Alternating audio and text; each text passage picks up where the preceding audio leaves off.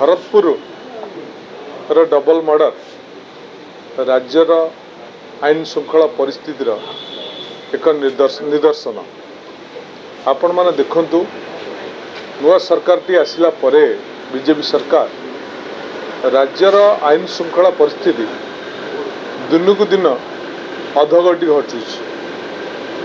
वर्तमान सुधा प्राय 20,000 रु ऊर्ध्व निखोज केस विभिन्न थाना रे रेजिस्ट्री होईची एवं बीजेपी सरकार आइला परे 54 जन महिला गण दुष्कर्मर शिकार होईचंती।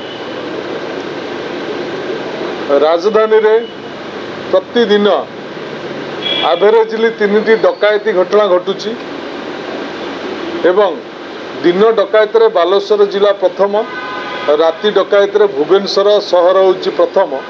ये होची राज्यर आईन श्रृंखला परिस्थितिर स्थिति एवं ये स्थिति उपजिबार कारण पुलिस विभाग रे अत्यधिक मात्रा रे राजनैतिक हस्तक्षेप कारणरू एवं सरकारंकर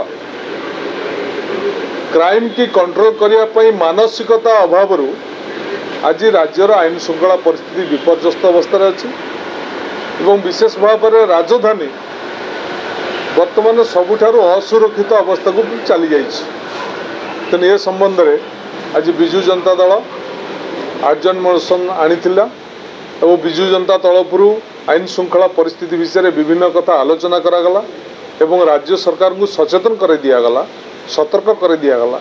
ओडिशा राज्य रे जो बुढ़ी भाव में नारी निर्यातना बढ़ुची, शिशु अपहरण बढ़ुची एवं राज्यर आईन श्रृंखला परिस्थिति विपर्यस्त होची से संबंध में सजग नहले आगामी दिन में जन असंतोष वृद्धि पाइब।